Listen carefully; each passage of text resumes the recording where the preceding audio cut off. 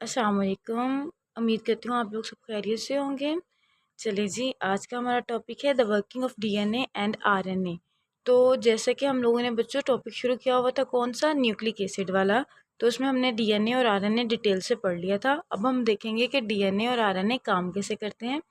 तो बच्चों डीएनए और आरएनए कैसे काम करते हैं, सबसे पहले तो हमारे पास डीएनए है।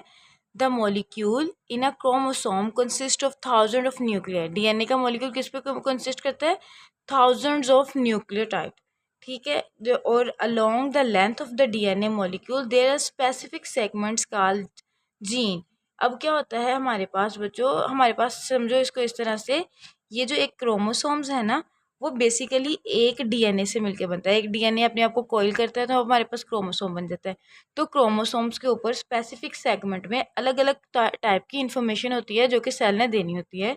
यानी कि आपको यानी कि ये डीएनए है, तो डीएनए का ये वाला पोर्शन जो कि कोई स्पेसिफिक इंफॉर्मेशन सेल को दे रहा है कि हाँ भी सेल आप ये वाला काम करवाएं, आप ये वाला काम करवाएं, तो उसको हम क्या बोलते हैं, उसको बोलते हैं हम लोग जीन बोलते हैं। ठीक है, each gene consist of a specific sequence of nucleotide.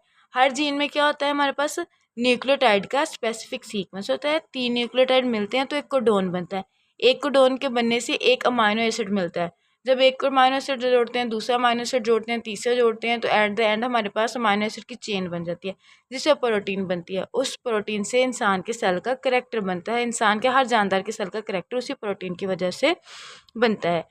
तो हमारे पास जीन क्या है, वो कंसिस्ट करता है स्पेसिफिक सीक्वेंसेस ऑफ न्यूक्लियोटाइड। और वो क्या करती है, वो कैरी करती है इन्फॉर्मेशन, यानी उसके अंदर इन्फॉर्मेशन होती है किसके लिए, for the synthesis of the special protein या स्पेसिफिक प्रोटीन। यानी हर स्पेसिफिक प्रोटीन तैयार करने के लिए उसके पास इन्फॉर्मेशन मौजूद होती है। तो ये कहाँ से इन्फॉर्मेशन आई, जीन से। जीन किससे बना हुआ था, डीएनए से। तो डीएनए ने कैसे अपनी इन्फॉर्मेशन जो थी वो आगे दी, तो उसके लिए ये प्रोसीजर है बच्चों, आप पूरा समझे। तो सबसे पहले हमारे पास क्रोमोसोम था। क्रोमोसोम के बाद क्या हुआ हमारे पास, क्रोमोसोम के पास बाद हमारे पास ये हुआ बच्चे कि हमारे उसमें से अगर हम थोड़ा सा सेगमेंट निकालें तो वो डीएनए का।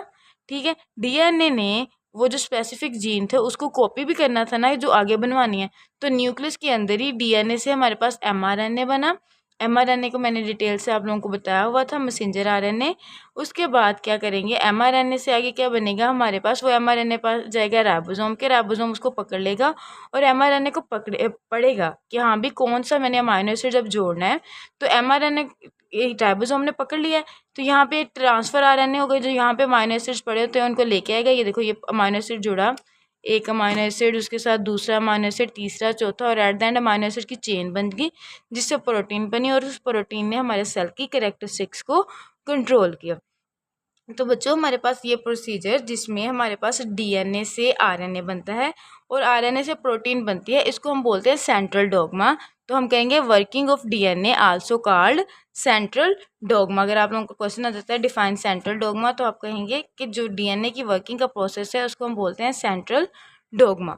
उसके बाद हमारे पास है during the working of gene, यानी जब जीन वर्क कर रहा होता है, यानी जीन अपने आप को एक्सप्रेस कर रहा होता है, the specific sequence of DNA nucleotide is copied. क्या होती है कि वो डीएनए का जो न्यूक्लियोटाइड का सीक्वेंस होता है वो कॉपी हो जाता है। कॉपी करके this copy is in the form of molecules of messenger RNA.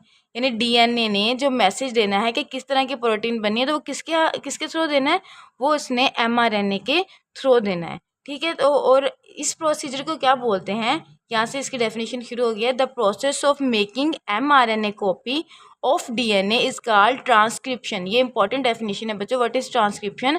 तो वो वाला प्रोसीजर जिसमें डीएनए अपनी कॉपी बनाता है किसके जरिए, एमआरएनए के जरिए, उस प्रोसेस को हम बोलते हैं ट्रांसक्रिप्शन। अब एमआरएनए क्या करता है, एमआरएनए कैरी करता है उस सीक्वेंस को of the nucleotide to the ribosome, यानी वो वाला सीक्वेंस लेके राइबोसोम्स के पास चले जाता है। तो राइबोसोम्स क्या करता है, राइबोसोम उस वाले सीक्वेंस को रीड करता है। The ribosomes read the sequence and join the specific amino acid, यानी राइबोसोम्स ने उस सीक्वेंस को रीड किया है और जो जो अमाइनो एसिड बनता था ना वो उसके साथ जोड़ा है, और इस तरह से अमाइनो एसिड के जुड़ने से हमारे पास क्या बन गई, प्रोटीन बन गई। और इस प्रोसेस को हम बोलते हैं ट्रांसलेशन। अक्सर पेपर में क्वेश्चन आ जाता है differentiate between transcription and translation. तो ट्रांसक्रिप्शन क्या है, transcription is the process of making mRNA copy of DNA. और ट्रांसलेशन क्या है, ये है हमारे पास the process in which ribosomes make protein from the mRNA। चलिए ठीक है बच्चों, कल को हम एक्सरसाइज करेंगे इंशाल्लाह। अल्लाह हाफिज़।